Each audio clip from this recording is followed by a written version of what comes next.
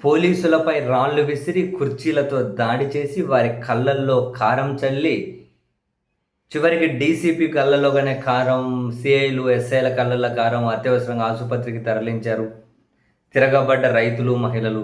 ఈ హెడ్డింగ్లు, సబ్ హెడ్డింగ్లు చూడగానే పక్కన ఏంది టక్కని నేను ఏందబ్బా ఆంధ్రప్రదేశ్‌లోనా అని చెప్పి ఆశ్చర్యపోయా. చివరికి ఓహో! కాదులే ఇది తెలంగాణలో అని చెప్పి ఓకే. ఫైన్. డన్. అని చెప్పి అప్పుడు కాసింత ఈ వార్తను అర్థం చేసుకున్నా. ఇక్కడ ఆంధ్రప్రదేశ్‌లోనే అని చెప్పి నేను ఆశ్చర్యపోయాను. అయితే ప్రతిపాదిత హైదరాబాద్ నుంచి వయా అమరావతి మీదుగా బుల్లెట్ రైలు ప్రాజెక్టు కోసం అని చెప్పి రంగారెడ్డి జిల్లాలో శంషాబాద్ మండలం బహదూర్గూడలో 650 ఎకరాల భూమి స్వాధీనానికి అధికారులు యాక్చువల్‌గా చర్యలు చేపట్టారు. మేము సంవత్సరాలుగా సాగు చేసుకుంటున్న భూములు మీకు ఇవ్వడం ఏంటి? మేము ఇవ్వమని కొందరు.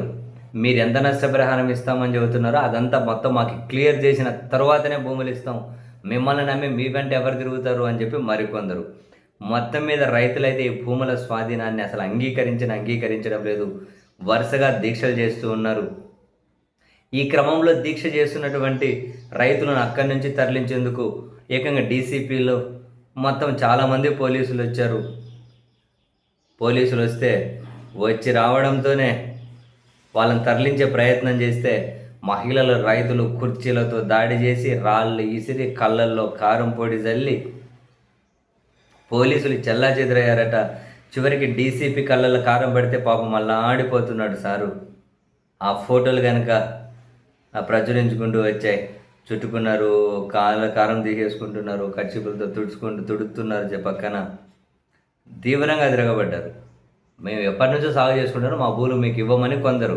మీరు ఎంత నష్టపరిహారం ఇస్తామన్నారో మొత్తం క్లియర్ చేసేయాలి. మీ వెనక మీ చుట్టూ మేము తిరగలేము. మొత్తం క్లియర్ చేసిన తర్వాత ముందుకెళ్ళండి అని చెప్పి మరికొందరు. యాక్చువల్గా 1300 మందికి పైగా రెవెన్యూ, హైడ్రా, పోలీస్ సిబ్బంది అక్కడికి చేరుకొని కొన్ని ఊర్లను నిర్బంధించారట. ఈ క్రమంలోనే నరసింహాన్ని రైతుగానే గుండెపోటుతో కుప్పగూలితే ఆయన ఆసుపత్రికి తీసుకెళ్లారట.